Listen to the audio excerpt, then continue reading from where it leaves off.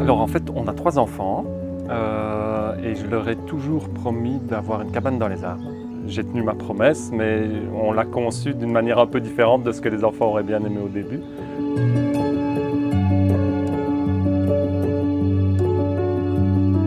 Au départ, on voulait simplement une cabane, un parallélépipède rectangle tout simple avec une vitre. Et puis finalement, on a choisi un cabanier un peu plus, par hasard, un peu plus luxueux, etc. Et donc on a investi pour faire quelque chose d'unique.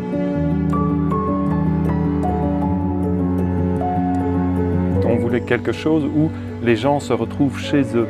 Et quand on a envie de se retrouver chez soi, il faut non seulement le confort, le sauna, la douche, enfin, la cuisine, mais il faut aussi quand on sort, qu'on ressente des bonnes énergies, que les gens aient envie de se trouver ici sur la cabane et décompresser, respirer et simplement se retrouver aussi à deux, quoi.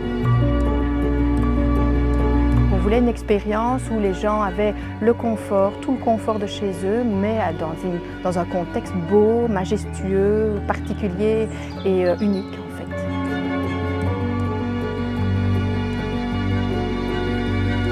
La cuisine, elle est faite en érable, un érable qui était sur le terrain, qui avec une mini tempête en 2016 a été emporté. C'était un arbre aussi majestueux que les 3 ici qui supportent la cabane. Et donc on l'a fait à l'époque scier. On ne savait pas pourquoi, mais voilà, maintenant on le sait. Et donc toute la cuisine est faite ainsi. Il est né ici et il est mort ici.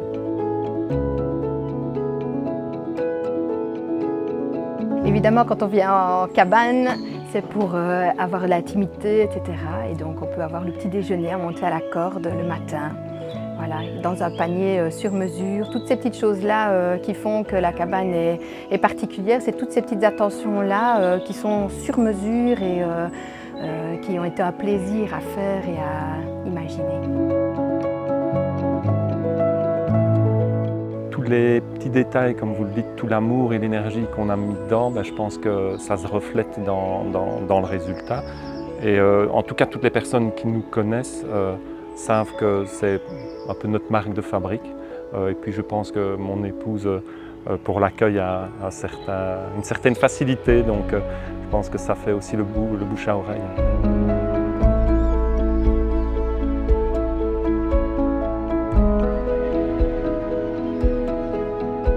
Les gens sont étonnés par le calme. En effet, nous sommes sur route touristique et pourtant nous avons isolé la cabane convenablement. On voulait vraiment que ce soit un nid dans un arbre confortable, avec une quiétude, une intimité. C'était vraiment très important pour nous ce côté intime et savoir qu'ici les gens pouvaient être en intimité, en amoureux, vraiment à deux. Les défis techniques, j'en revois quand même 2 complémentaires. Le premier, on est au bout de la terrasse, ça n'a l'air de rien, mais 3,50 m. Ça a été un des plus gros défis de l'entrepreneur, parce qu'elle est complètement en porte-à-faux sur les arbres. Et donc, en termes de sécurité, il faut pouvoir accepter un poids suffisant au mètre carré. Donc, il a eu vraiment des difficultés à concevoir avec l'ingénieur le système. Et un deuxième, c'est le toit en escargot, en fait, qui est aussi une petite prouesse. De nouveau, ça n'a l'air de rien, mais une petite prouesse parce que le toit est taillé en escargot et descendant, dans le but d'avoir, au niveau de l'éclairage et de l'orientation par rapport au soleil, vraiment le soleil d'hiver qui rentre dans la cabane, mais le soleil d'été qui n'y rentre pas, qui plus est avec les arbres. On est déjà bien protégé.